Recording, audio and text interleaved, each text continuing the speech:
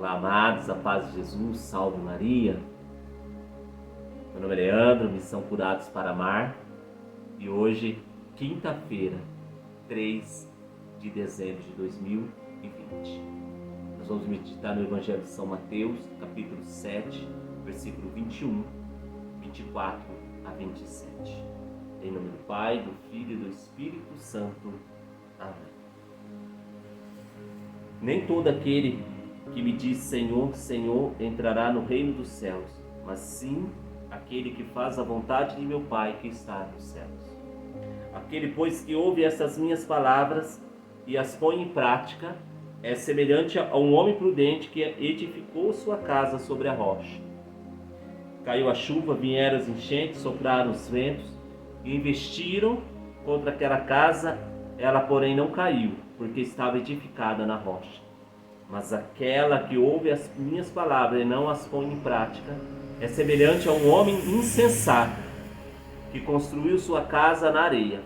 Caiu a chuva, vieram as enchentes, sopraram os ventos e investiram contra aquela casa. Ela caiu e grande foi a sua ruína. Palavras da salvação. Glória a vós, Senhor. Primeira coisa desse evangelho: nem todo aquele que me diz Senhor, Senhor, será salvo, entrará no reino de Deus, mas sim aquele que faz a vontade que meu Pai está nos céus. Gente, para nós sermos salvos, para nós entrarmos no reino de Deus, para que nós possamos contemplar a glória de Deus, para que nós possamos ver Deus, nós precisamos fazer a vontade dele. Não é só dizer que eu sou católico, não é só dizer que eu sou cristão, não é só dizer que eu vou à missa, não é só dizer que eu rezo. Não é só dizer que Jesus Cristo é o Senhor. Não é. Mas eu preciso, além de dizer isto, além de fazer tudo isto, eu preciso fazer a vontade de Deus. E qual que é a vontade de Deus? Jesus mesmo vai dizer no Evangelho: a vontade de meu Pai é que sejais santos.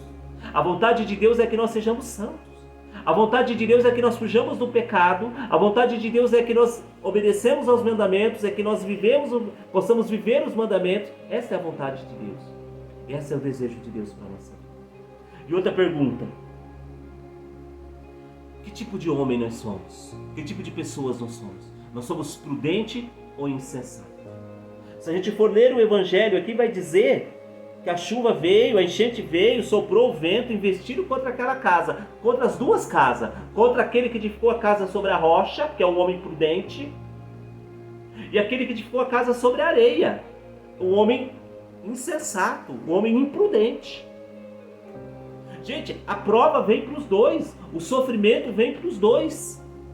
O sofrimento e a luta, as batalhas, as enxurradas da vida, as lutas da vida, vem para quem é de Deus, para aquele que edificou a sua vida, para aquele que vive os mandamentos de Deus, aquele que faz a vontade de Deus, e vem para aquele que ouve a palavra, mas é insensato, é aquele que ouve, chama Jesus de Senhor, mas não faz a vontade do Pai. Mas o interessante é que só uma casa caiu. A análise que nós temos que fazer hoje é: aonde que eu tenho edificado a minha casa? Sobre o que eu tenho edificado a minha casa? Sobre o que eu tenho edificado a minha família? Será que os meus filhos estão caindo? Será que a minha família está caindo? Será que a minha família está vivendo o inferno que ela está vivendo? Por quê? É isso que nós precisamos questionar. Por que será que a minha família desabou? Quais são os valores que eu levei para dentro da minha casa? Quais são os valores? Eu me preocupei em levar Deus para dentro da minha casa? Eu me preocupei como pai ou como mãe em levar os meus filhos para a igreja? Eu me preocupei de ensinar os meus filhos os valores do Evangelho? Eu ensinei os meus filhos a serem santos? Eu ensinei meus filhos a não pegarem aquilo que não é deles?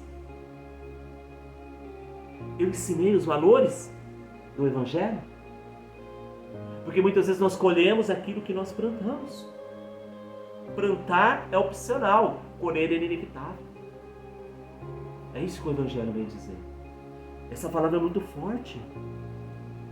E grande foi a sua ruína. Gente, ouvir a palavra de Deus não basta.